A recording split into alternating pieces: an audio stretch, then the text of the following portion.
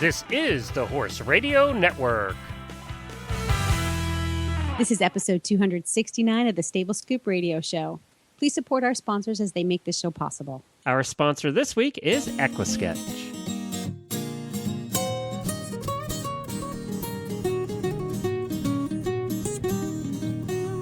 Welcome to the Stable Scoop, with weekly shows delivered right to you. With Helena and Glenn the Geek, live from the stable, it's every week. They bring you the news through hail or high water, while using their tails as their own fly swatters. So sit on down and laugh till you poop, cause it's time again for Stable Scoop. Stable Scoop. The Stable Scoop. Stable Scoop. This is Glenn the Geek. And this is Helena B. And you're listening to the Stable Scoop Radio Show on the Horse Radio Network. Well, howdy, Helena. Hi, Glenn. How are you this week? Good. We have a busy show planned for today. We have 3 guests coming on. Isn't that always the way it works? I get an email from you like the day before we're supposed to tape. Like, what do you got? We got any guests? I'm like, no, I got nothing. And then we have like this show that's just chock full. Well, we have we're visiting with some old friends who have new projects that they're working on, and one new friend who has a new project. So it's New Project Day. Why can't we call it the Friends Day? It's Friends with Projects Day. It's like Friends with Benefits. It's Friends with Projects. There's the title right there, Friends with Projects. Friends with Projects. All right, I'll take it. So we have Darley Newman coming on of Equitrekking fame, and she is Emmy Award-winning Equitrekking fame. And she has a new project. Do you think we'll ever win an Emmy? No. We have to be on TV first, don't we? No, that's one thing. There are radio awards, but we're not going to win those either. I don't want a radio award. I want an Emmy. What I want is an Oscar, but I'll take an Emmy. Actually, the show I listen to, the morning show I listen to, Bob and Sherry in the Morning, his national show, and I listen to them every day. I love them. And I listen to their podcast version. They have been nominated 9 times for the radio version of the Emmy. And haven't won 9 times. So they joke they're like about, the Susan Lucci. Yeah, exactly. That's what they joke about. We also have coming on Lindsay White. I'm starting a campaign from now through Christmas, a personal campaign. And I'll tell you about it. But Lindsay White from Riders for Helmets is going to come on because I asked her to talk about this mission I'm going to be on. So everybody's going to be sick of hearing about that before Christmas comes. Yeah. And then we have Shannon Peters, and you might recognize the Peters name from the dressage world. She is the wife of Stefan Peters and a very, very, very, very good dressage rider and coach to Stefan Peters. But she's not coming on to talk about that. She's going to be in our Tack and Habit segment talking about a new product that she has out. So it's also... I love it when people who actually ride and compete come up with a product, because 9 times out of 10, that product solves a problem that hundreds of thousands of us experience, you know? That's right. We're going to find out what that is. It's going to be cool. Okay. A little later in the show. And why don't we do this? Why don't we just take a break for our first commercial and get right to our first guest, Darley Newman is going to be coming up next. Glenn the Geek here. The life of horse person is hard enough, and we all hate doing the required paperwork, and unfortunately many of us never get around to it, and it just piles up on our desk. That is about to change thanks to the Equisketch Records app for your iPhone or iPad. My wife and I use it to track our horses, and we absolutely love this thing. Equisketch Records is the most thorough and complete equestrian records app on the market today. We love this app because you can track your farrier work, your dental, your coggins, medicines, worming, and so much more. And you can get reminders on your device when all of these things are due. You'll never forget a worming or shots or farrier visit again. But it not only tracks your horse, you can also manage your horse shows, including individual events. You can manage riders, including lessons and memberships, and so much more. And you can sync it between your iPhone and your iPad, and all of this for the price of a couple of cups of coffee from Starbucks. Search for Equisketch Records in the iOS App Store or go to equisketch.com. That's EQUISKETCH.com. Equisketch.com. Well, back with us, we have a Darley Newman of Equitrekking fame, and she, on her desk, has all 27 of her Emmys. Is it 27 yet, or is it? Well, it's only 3. Oh, but, it's only 3. Only 3. Hey, we take pride in it, so. I bet. You should. Where do you keep them? Actually, Greg houses them, our photographer. He has a mausoleum in his home in New Jersey dedicated to Emmy Pride, and with photos from the events, and they're all kind of there in the living room. It would be like putting it on your fireplace, but there's like a whole desk devoted to them. So you tell Greg that we want a picture posted on our Stable Scoop God, Facebook page funny. of the shrine, of the Emmy shrine. Okay, we want a picture posted on our Facebook page. Don't forget. Okay, I will. All right, that's funny. We want to see the Equitrekking shrine. Hey, we don't know anybody else that's ever won an Emmy, so not at least anybody that'll come on a show with us. So you're what we got, Darley. We love it. We love and it. you're pretty darn good, girl. You're pretty darn thanks. Thanks, guys. So, but we're not here to talk about Equitrekking. You got a new project that you're working on that we want to talk about. Tell us about it. Well, yeah, we actually just launched this new project, and it's getting some great feedback. The 50-State Trail Riding Project. So, I mean, you guys know I travel all over the place and ride, and not just internationally, but throughout the U.S. But, you know, we're trying to collect as much information on great places to ride so that other people can go out and do the same thing. Because, as you guys know, it's an issue keeping trails open to equestrians and keeping land open so people can ride. So we're highlighting great places to ride across the USA, and these are favorite trails submitted by, you, the equestrian community. Anybody who wants to can submit an article. And we're highlighting it on Equitrekking. We're putting it out through social media. And we're talking to organizations across the country, backcountry horsemen, horse councils, and getting them to spread the word so that we're all aware of getting out there and trail riding. Because the more we get out there and ride, the more that we can keep those trails open to equestrians. That's the holy grail for horse people, isn't it? It is. Well, and the thing is, like, what I think is so interesting, too, is there's so many different places. We've had articles starting to come in, and I've been surprised at the different places that you can ride that I didn't know about, which I think is great, but also the diverse terrain and landscapes. People send in pictures. We just posted an article from Kansas, and, it's true. When you think of Kansas, you think of flatland or rolling plains. Well, gosh, if you look at this article and you see the photos, you would just be surprised. There are like canyons and beautiful grasslands. And then, I was rolling hills. It was amazing. I was like, wow, that's all in Kansas.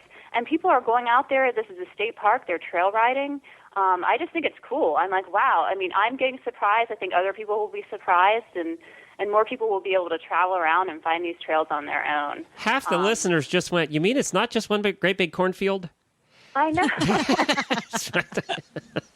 You think of those wide open prairies, right? Yeah, exactly. Hey, a cornfield is fun in its own right. Hey, that is. Galloping through that is pretty nice, right? Well, yeah, I rode through a hunter pace 2 weeks ago, and there was this awesome little route through what was sort of like, I don't know, it was maybe like an 8-foot wide path through the cornfields. It was great, but I'll tell you, there's a lot of activity in those cornfields. Little critters moving about. Oh. Yeah, that's something that's interesting, too, and I think people that ride horses spot that maybe and to see it differently than other people. Like, I've been riding places, and you really see a lot of the bugs and things that are out there, too. Especially if you're, like, stopped for a little bit or you get off your horse, you're like, wow, look at all the activity on the ground. Yeah, it's true. I don't think other people, like, notice it as much, but I think it's really neat. And you're like, oh, I'm glad to be riding through here, right? Yeah, totally glad. My horse was like, I don't know, he was giving it the hairy eyeball. He had, he was bent in that way they bend when they're not too keen on whatever's living in the cornfield. Yeah. And there are little things that are geographic in nature. Like if you're riding in Florida, like if you went out, Jennifer went out on a hunter pace on Sunday, and one of the things you learn in Florida is you never, ever this time of year want to be the first group out. And they fight not to be the first group out, and the reason is we have banana spiders. And banana spiders make the longest webs you've ever seen, and they go from the trees to the ground. So when you're out riding, you get completely covered in these sticky spider webs if you're the first group through. So you never want to be the first group through. That's really interesting. Now, you just made me think of another topic. How interesting to kind of highlight what to watch out for when you travel to different states to ride. Watch out for those banana spider webs in Florida. Oh, they're awful. They really are awful. So, that's interesting. See, I didn't know that. That's really interesting. and it's this time of year. It's from August, September, October when they're the worst, and then they'll start to die off. So we pretty much do not ride in the forest this time of year because you can't get through. I mean, it's just, they're nasty. Now that's what you need to invent. You need to invent something that you can shield, like the front of your the horse your that area, attaches to the horse's head. Hey, I'm looking at one of the articles here. I'm on your website at Equitrekking, and this was my favorite horseback rides in Delaware. So these are the articles that you're talking about. And I'm looking at the lady wrote this, Mary Everhart. And I'm looking at her, the author getting ready to ride in Blackbird State Forest. And this author has to be your size, Helena, maybe 5'3". Oh, yeah, her and horse. You know exactly where I'm going with this. She rides a Percheron that has to be 18 hands tall. I mean, it's huge.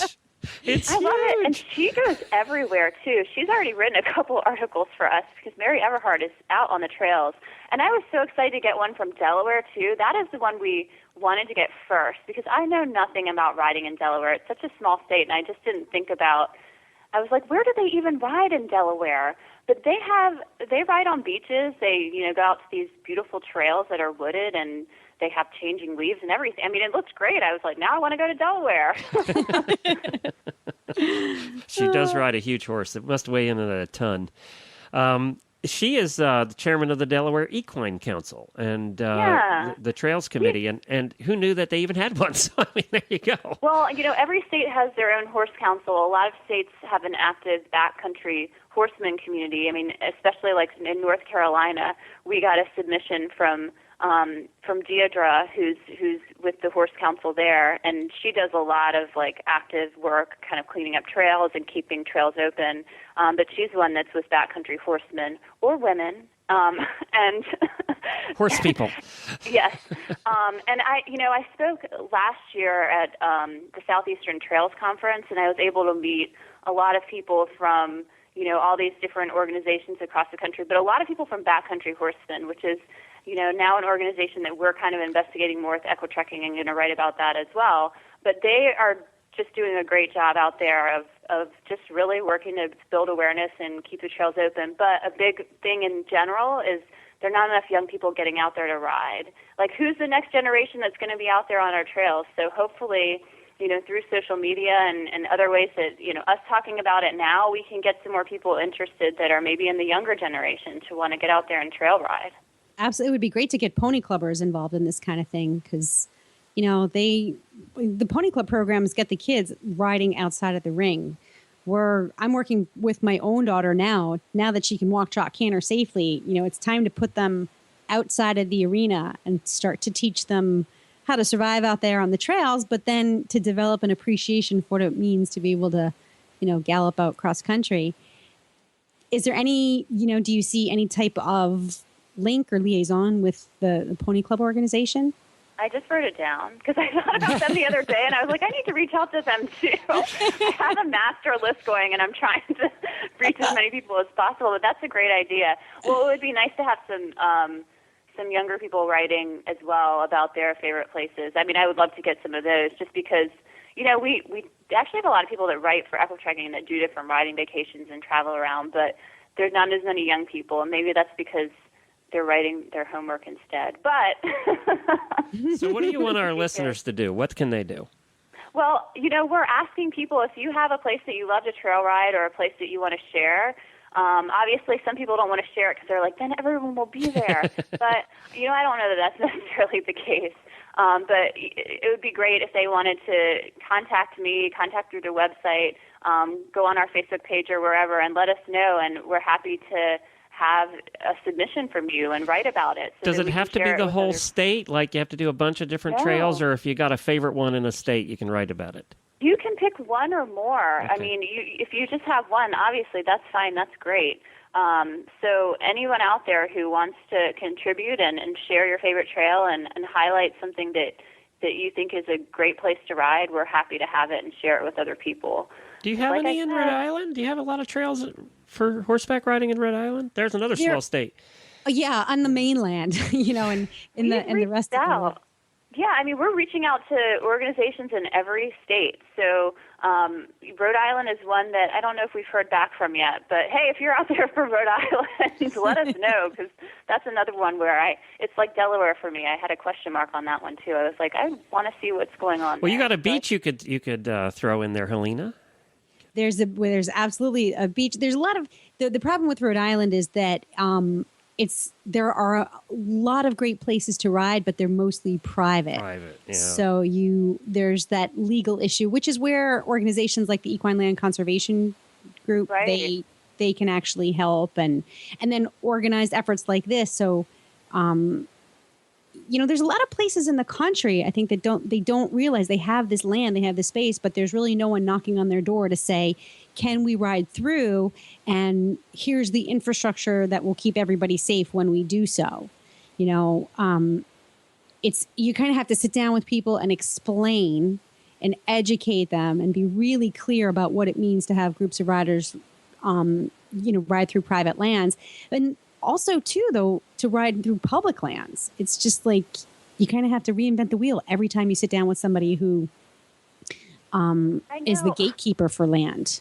And I wish it wasn't so complicated, but that's what we have to deal with. I mean, and you're right, the ELCR, they have so many great resources and so much good information for these types of issues. I think it's great. I mean, and then you look at public lands right now. It's funny because I was just looking at some of the Kansas State Park websites, and they're like, we are open for riders right now because a lot of national parks and places, as you know, are closed. Right, right. So we got a shutdown going on, kids, and it's still happening. So it's interesting, but yeah, it's a huge issue, and I think just the more people that can get out there, there's so many people that are so active in it, which I think is so great across the USA. So hopefully we can spur some more interest with this project. Where can people go? They can go to equitrekking.com. We've got a new section on our site for the 50 State Trail Riding Project. By tomorrow, we'll have another new article up from New York. So excited to post that. And please, if anyone out there has any cool trails they want to highlight, we're happy to share it with everybody out there.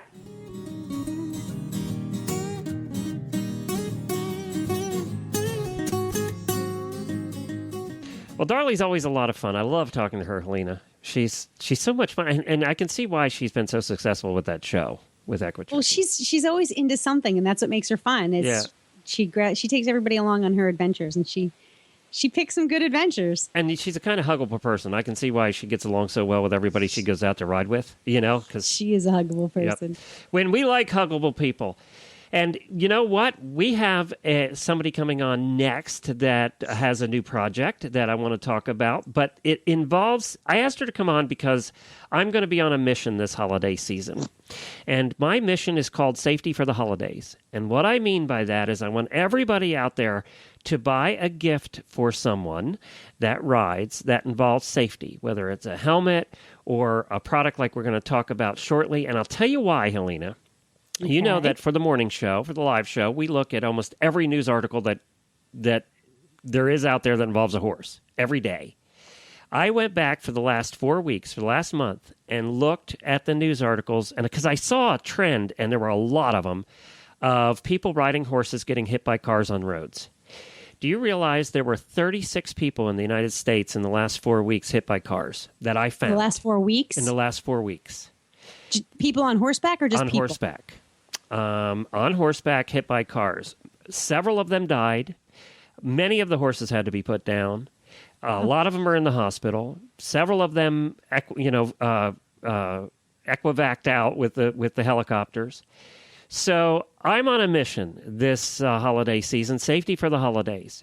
And, there are very few products out there. You can go out to Home Depot and you can buy the orange construction worker vest. You know what I mean? To ride with. But there really wasn't a whole lot of options when I looked around for really, fashionable safety wear. And that's where Lindsay White, and you're going to know Lindsay White from Riders for Helmets campaign. You know, we've had her on the show a number of times, and she is all about the safety of riders. Well, she has a new project that I was very happy to hear about because it ties in with my mission. And my mission is that everybody rides safely. And, you know, with hunting season coming up here, we have 1 million hunters in Pennsylvania that come out at the Monday after Thanksgiving, and there's literally 1 million hunters in the woods. When we lived in Pennsylvania, our farm was surrounded by hunting territory, and on that Monday morning, it sounded like World War III. You could count 100 shots in 10 minutes. Just coming from across the valley. Everywhere there was shooting. So we were very hunter safe. You know, we would wear bright colors and all of that. Well, now you can do that in style because I have Lindsay White on here. Hi, Lindsay. Hi, Glenn. Hi, Helena. And I haven't even told Lindsay about my mission. This is my mission. Because I want to see that number of people getting hit by cars down significantly. And they've done that in the UK. So, Lindsay, tell us about High Visibility and the products from High Visibility that are used in the UK and why it's so important over there. Basically the High Visibility is the distributor name, and the brand name is EquiSafety. And EquiSafety has been for a number of years now the UK's number one high visibility, you know, fashionable but also reflective and safe performance sportswear range, not just for equestrians but also for horses and canines as well.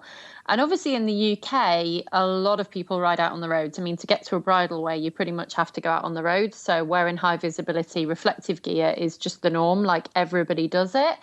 But in the USA, there's kind of a multitude of reasons, to be honest, not just riding on the road, as to why you would want to wear high visibility, you know, reflective safety wear. And that ranges obviously from riding on the road to going in the woods when it's hunting season, because obviously nobody wants to get shot at. It's not your favorite thing when you're out for a trail ride in the woods. Because even an Arab can't outrun a bullet. That's right. Yep. I don't think a thoroughbred could either. But and then when you're out on a general trail ride, so it doesn't even have to be in the woods as well. You know, if you are unfortunate enough to have an accident and fall off, and then you're out riding on your own, heaven forbid, or your horse has tanked off and got separated from the group, and they send out the rescuers. Well, one of the things they'll consider doing is sending a helicopter in the air for you. And, you know, if you're wearing reflective safety apparel with reflective strips on, obviously that helicopter with the light can actually then see you. So it's not just about riding on the roads. It's riding in the woods during hunting season. It's riding out on the trail. Any time where you need to be safe, in poor weather conditions, or, in the early morning or in the evening as it's getting dark, etc. So, you know, what we've basically done, or what EquiSafety has basically done, is taken high visibility reflective gear, but made it really, really fashionable and trendy. So it's not just people that are trail riding or people riding during hunting season on the roads that are wearing it. But we've actually had like Dan James, who was the 2012 Road to the Horse champion. He was wearing one of the orange jackets at Equine Affair in April, which was very cool. And he loved it. And then we've had like an FEI dressage rider, Kim Gentry, wearing a pink jacket at Dressage at Devon recently. And we had a bunch of dressage riders at the regional championships wearing the pink. So it seems to be that the range is considered very fashionable and trendy, not just from a safety aspect. I love this stuff. It fits. You know, it's not construction gear, which is very baggy, and, you know, the safety stuff that they wear. This is completely different than that. And I know that's everybody's fear, is they don't want to wear that. So by making it fashionable and cut right for women and men, and making it more fitted, you make it fashion wear that is safe, as opposed to just safety gear. Yeah. And it's comfortable. I mean, I've tried this stuff on firsthand. We featured it on Chasing a Fox. I have a small vest. And I like the fact that there's words on it. Not that cars whizzing by you are actually going to read what's on your vest, but they definitely take notice. I've noticed a huge difference in actually what I notice is that when cars pass me on the road, they pass wider than they had before. And I think it's simply that the visual cue that there's somebody out there, like that this horse and rider need space. Without it, they're like, oh, this horse must be road safe, or he's, she wouldn't be riding him on the road if he was safe. But with the pink vest, it's like, oh, wait a minute. She's telling me I need to pay attention here. Jennifer made a good point. We talked about this on the endurance, special endurance episode we do once a month on Horses in the Morning this morning. And, endurance riders are really one. By the way, we have Karen Chatton on, who's one of the top endurance riders hosting that, and she really wants to get one of these coats. So I think your endurance riders are going to pick up on this for sure. We might have to make that happen. Yeah, because she is definitely excited to see this. The point Jennifer made is, people tend to slow down when they see construction workers or policemen, and they're all wearing this type of reflective gear that look almost exactly like this. So it's natural instinct to slow down when you see it, whereas if you just see a horse along the road, people that don't know better don't slow down. So that's a good point. Exactly. It is. It's a really good point. And I was kind of horrified because I've been tracking these number of accidents on the road with the horse fatalities, and in some cases the rider fatalities as well, for the past month. And there was one we just reported on in the last week or so, and it was horrific because the driver said he came around a bend. It was a 55-mile-an-hour speed zone. It was 6 a.m. in the morning, so obviously it was still dark. And he said, the next thing I knew, there was a brown shape, and that was it. He hit the horse and rider. So if the rider, even coming around a bend, if the rider had been wearing high visibility gear, they definitely would have been seen to give that extra couple of seconds for the driver to take evasive action. So it is quite horrifying when you hear these stories of riders being hit just because they literally cannot be seen. And it adds hundreds of yards of visibility, literally, and it makes all those extra vital seconds when you can be seen with headlights. And especially now we're coming into shorter days, and you're going to be out riding till almost dark at 5 o'clock, So that even, just at that dusk time, I can tell you from living in Lancaster County, Pennsylvania, in the horse and buggies, there would have been several times, and this is a horse and buggy. I mean, this is a big object in the road, but there are several times you go up over a hill or come around a corner. If they hadn't had those triangles on, I would have hit them. Yep. Those orange triangles that they're required to use now, I would have hit them just because your mind does not wrap around it that quickly. Whereas if you see reflective gear, your mind absorbs that quicker. Absolutely. Yeah. And that sounds stupid, but it's true. I mean, it's just the way it is. Yeah. I love this. It's a no-brainer too, because it's a matter of just throwing something on over your clothing. Yes, I mean, what's nice about the jackets and such is that they are cut with a real human body in mind. It's not like you're just putting up this big boxy coat or vest. They're functional and they're fitting. They fit well. But it's a no-brainer. How can you not go out of your arena without one of these things on? It's like getting on a horse without a helmet. And I think you look sexy in bright pink, Helene. You know what? I do too. Because I look alive when I'm in bright pink. Alive. And let's talk sexy. about that. Dead is not. We only have a few minutes left here. You have quarter sheets for the horses. You have jackets. You have vests. You have helmet doohickeys that go around the helmet that also have the reflective on. You have a little bit of everything. We do. We even have the dog rugs to keep your dog from being shut in the woods as well. And the colors, you have yellow, pink, orange. I mean, they're colors that everybody likes and everybody's used to. And I love the sayings on the back. So where can people find them? The website is highvisibility.us.com. And our Facebook page is Facebook.com/EquiSafety, EQUI, and then safety. Get them before hunting season, which is coming up very quickly. Go out in the next couple of weeks. Order your products now, and especially if you have riders in your life, buy something off of this website for the holidays, for Christmas, because safety for the holidays. That's my campaign. So and wear a helmet too. And wear a helmet too. That's right. Thank you, Lindsay. Thanks. Hi, Glenn, back with you from the Horse Radio Network. I'm here with Debbie with the Equestrian Collections Product of the Week. Hi, Glenn, and happy fall. Since it's the autumn season, I wanted to feature our new waterproof turnout sheet. It's called the Centaur Don't Shoot Waterproof Turnout Sheet. And the reason it's called that is because it is Blaze Orange. It is as bright an orange as you could imagine. It also has reflective strips on it. so that if you're in a place where your horse is in a pasture and you're the least bit worried about hunters, you slap this thing on them and they will not mistake your horse for a deer. It's only $54.95, so it's well within, it's below $60. And it's only 420D, so it's not designed for a D meaning denier. It's not designed for rough, being rough out there in the fields. But what it is designed for is for visibility. I have a lot of customers who are concerned about that these days, and this is our answer to that. It is a waterproof turnout. It's waterproof, breathable, and it's got the reflective strip, so it's good to see day and night. It has a double front closure. It has the D-rings for the leg straps, but the leg straps don't come with it, so that's no problem. Most all of us have extra leg straps around, or you can order them from us as well.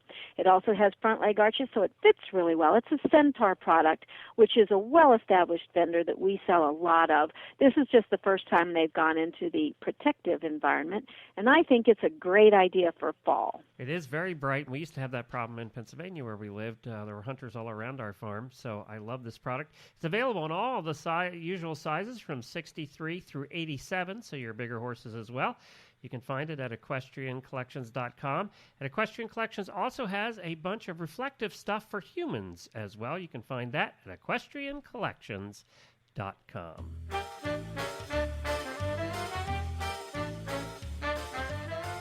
And now it is time for our Tack and Habit segment. Cue the music.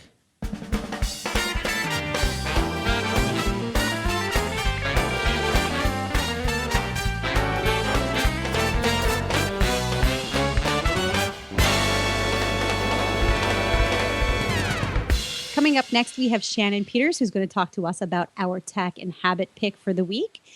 Shannon competed as a Western and saddle seat rider with the same style and dedication that led her to become a USDF bronze, silver, and gold medalist, and to capture Intermediate 1 Reserve National Champion on Luxor, and Reserve Champion at the 2008 Young Horse National Championship on Weltino's Magic. So this woman is quite an accomplished dressage rider. She also happens to be married to Olympian Stefan Peters. So let's just say Shannon knows her stuff. And that's clear in her new effort, her new product, which is called Show Ring Shine. So let's welcome Shannon. She's going to talk to us about this super cool new product. Well, hi, Shannon. Welcome to the show. Thank you very much.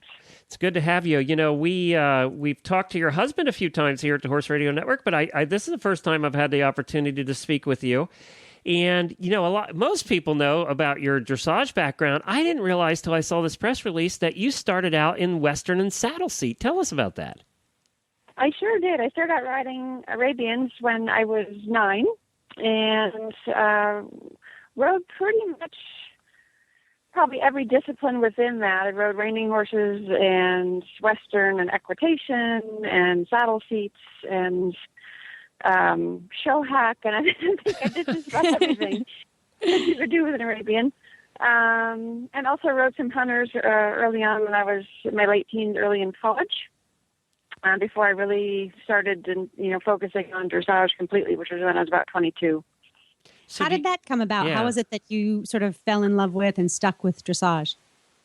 I was working at the stable when I was going to college at CU Boulder. I was working for a hunter trainer there on the weekends, trying to make some extra money and grooming and doing whatever she needed me to do. And I started riding some of her horses for her just on the flat.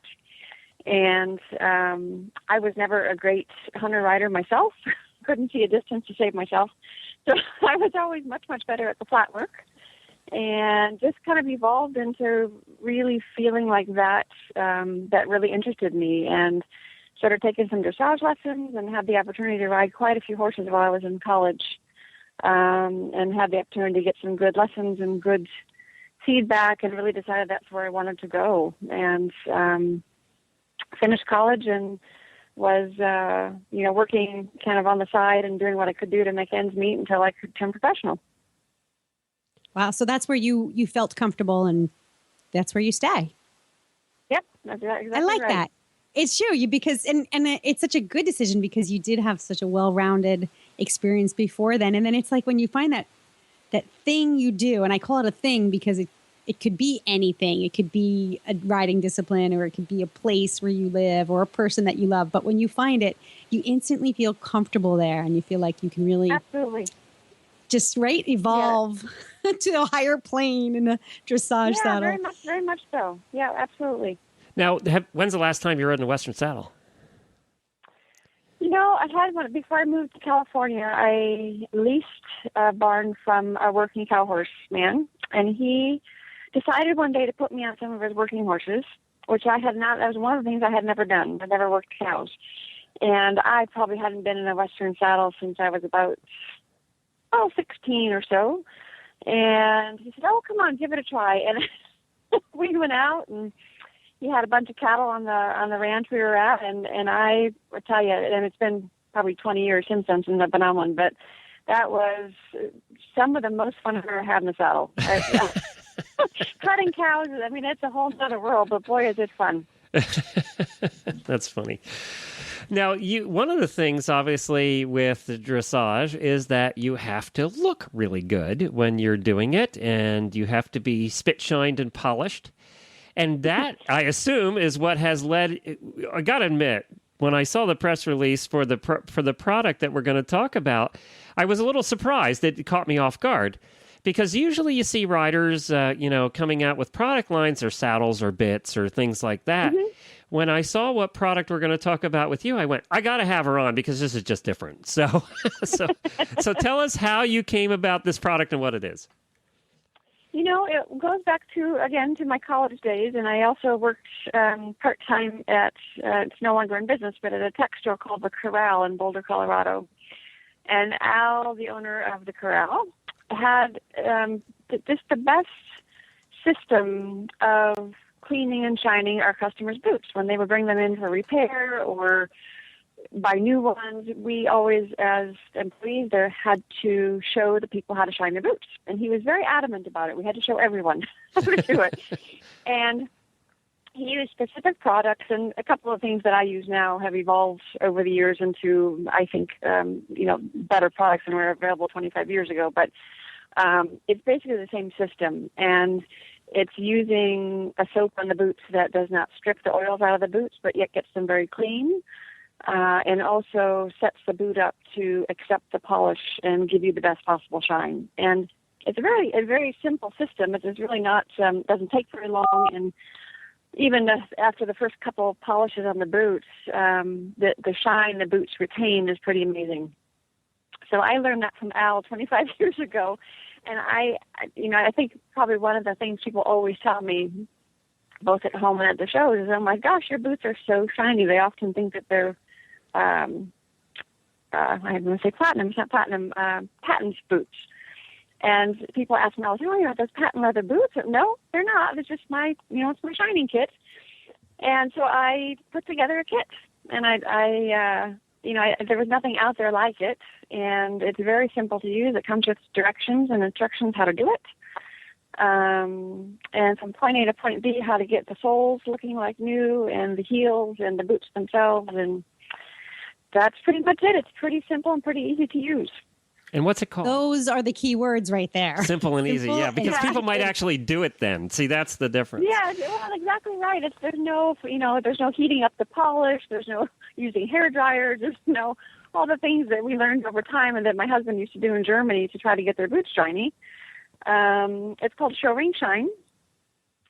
And it's, I've gotten down where I only need to polish my boots I do polish my boots once a week now, but in between just taking a damp rag to them, it brings the shine right back out in them again. It's not like you have to polish them every day by any means. So it gets a little bit easier every time. Sorry? So it gets a little bit easier every time because you're building up this. Well, I mean, it's a maintenance program, but so where can people find this? I mean, it's a lovely tube. Like, it is so easy. It's, you know what, Glenn? I think we should have called this the No-Brainer Day because simple and easy, shiny, sparkly. Where can people find this? I have a website, showringshine.net, and it's available directly through showringshine.net. And there's also a list of catalogs and vendors on the website where it's available in tech stores itself. And the kit comes actually with the dressing, with the cream, and then the brushes and everything. It comes with the sponges, the whole thing, right? Yep, the whole thing, and the soap and the shining cloth to finish the boots off with, and it'll make even the oldest boots look fabulous. This is a great holiday gift. Yeah, it is. Yeah, it really it's a good price point for most people, and it lasts a very long time, much longer than people think. I also sell a refill kit that is only the polish and a new shining cloth, because those are the two things in the kit that need to be replaced the soonest. So I do sell those as a refill. You might have to break tradition with the fox hunter tradition of not shining your boots and actually shine your boots, Alina. What do you mean? There's the tradition is to shine your boots. I have been stopped out in the hunt field for a single shaving in my horse's tail. Oh, really? Oh, goodness. Oh, yeah. I have been stopped. Oh. I'm not allowed to go forward. I thought most of the fox hunters just took the flask, poured a little on, and shined. That's what I... Well, yeah, we do that too. Because some of the stuff that people drink out there can put the shine on a rock. Oh, my gosh. We don't have that problem in the dressage ring at all. So. No, not usually. Well, there's a lot of dust. Well, I would say there's mud out in the hunt field, and there's dust in the dressage ring. Right. So it's showringshine.net is the website where you can go and you can find it. It's a very nice website. You can find everything you're going to need to know about it there. I love this idea. I think it's a terrific holiday gift idea. It's going to go on our recommended list for holiday gifts, for sure. Now, before we let you go, one other question for you. Now that you see the amount of money in reining, do you wish you had stayed in the Western Saddle? No, I'm through and through a dressage girl, that's for sure. All right, just checking. All right, I just had to ask. Thank you so much. It's good to have you on. Thank you. Thank you so much. Bye-bye. Well, that was fun. I've never spoken to her before, so she was a delight. Yeah, she was. I love her background. I love to hear how people fall into their chosen disciplines. Now, this, I did find the price here, and the whole kit, which includes the Shine Right cleaning tool, sponge, Castile soap, Shine Right leather heel and sole edge color renew, Shine Right platinum premium shoe cream, a buffing cloth, and an elegant carrying bag, all for the price of, wait for it, $43.30. So that doesn't seem bad for all of that. No, that's huge. That's a total boot care kit. Yeah. That's cleaning and shining. Now they sell the Shine Right Platinum Premium Shoe Cream, which is what she was talking about, and the buffing cloth for $12. So that's really good price, actually, for what you get. Totally. Yeah. I know. We used to sell... Great stocking stuffer. Yeah, wait, I didn't just say that. Sorry. That is a great stocking stuffer, actually. It's perfect. On holiday gift and guide. ironic. It's an ironic great stocking stuffer. Why? Oh, because you're putting the shoe care stuff in a stocking. It's perfect. Right. Okay. Yeah. I got it. Anyway, you'll find it at showringshine.net. Well, we've had a whole bunch of new things here for you today.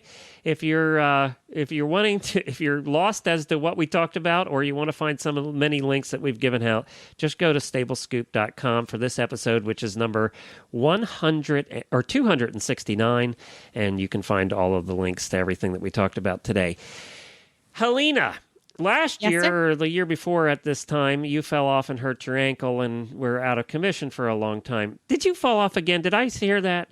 Dude, how long have I known you? How many surgeries have I been through? I did not fall off and hurt my ankle last year. 2 years ago, I fell off and tore my ACL. Oh, that's right. Yes. It was a leg. Okay. It was a leg part. It was a leg part. But the knee and the ankle are two different leg parts. I suggest you go look them up. Okay. That said, the ankle bone is hooked to the knee bone. And yeah, I got it. Okay. Yeah. Well, in your case, I think the ankle bone's connected to the brain bone. All right. So, yes, I got dumped off of my pony this weekend. What happened?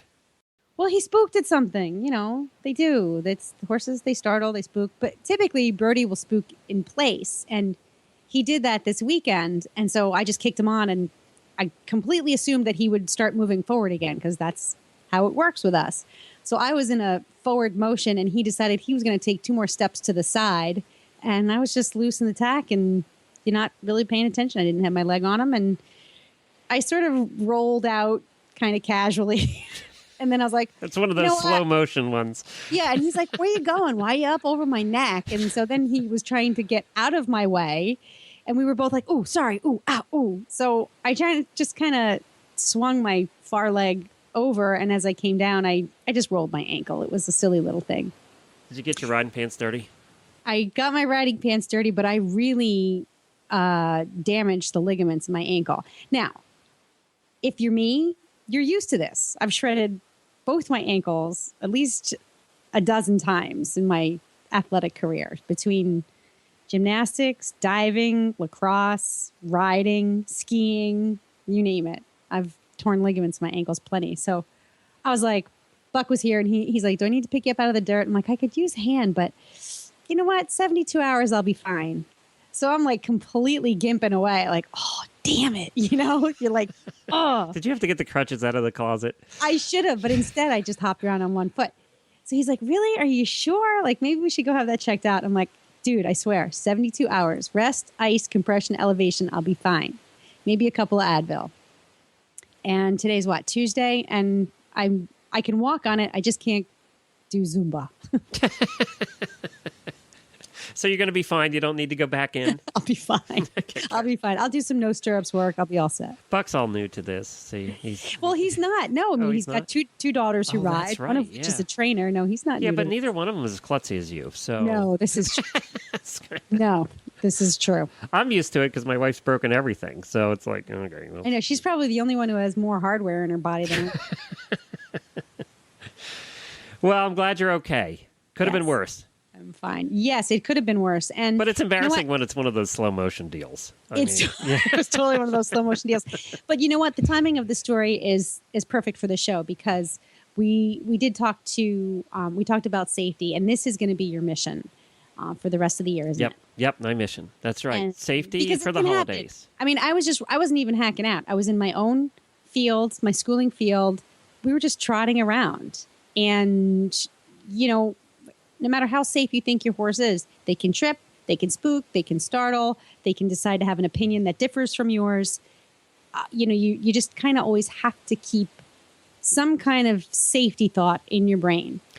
I'm still looking for the bubble wrap suit for you because I don't think the EquiSafety jacket's enough. I don't. Bubble wrap's not going to be enough. You know what's going to be enough for me? You need a complete bodysuit. No, you know what's going to be enough for me?